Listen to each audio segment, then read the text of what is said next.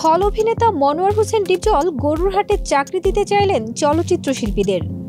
এফডিসিতে আয়োজিত এক বৈঠকে এমন আশ্বাস দিয়েছেন বাংলাদেশ চলচ্চিত্র শিল্পী মিশা সওদাগর। তবে গত মাস দেড়েক আগে শিল্পীদের গার্মেন্টসে চাকরি দিতে চেয়েছিলেন হেলেনা জাহাঙ্গীর। বিষয়টি নিয়ে কম আলোচনা হয়নি। গাবতলী গরুরহাটের ইজারা পেয়েছেন ডিপজল। বিষয়টি জানিয়ে মিশা বলেন, আপনারা শুনে খুশি হবেন যে আমাদের ডিপজল সাহেব এবার একা নিয়েছেন গাবতলী। আমি বলে রাখছি ভাই, আমার অনেক ছেলে মেয়ে কাজে লাগবে।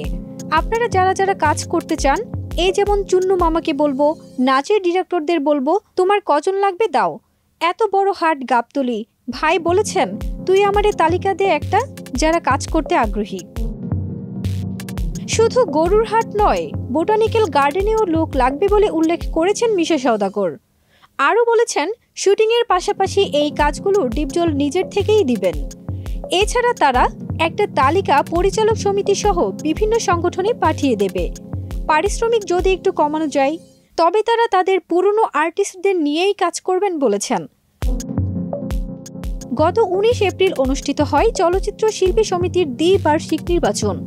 এতে মাহমুদ কলি নিপুণ প্যানেলকে হারিয়ে সভাপতি পদে মিশা সওদাগর এবং সাধারণ সম্পাদক পদে মনোয়ার হোসেন ডিপজল নির্বাচিত হন।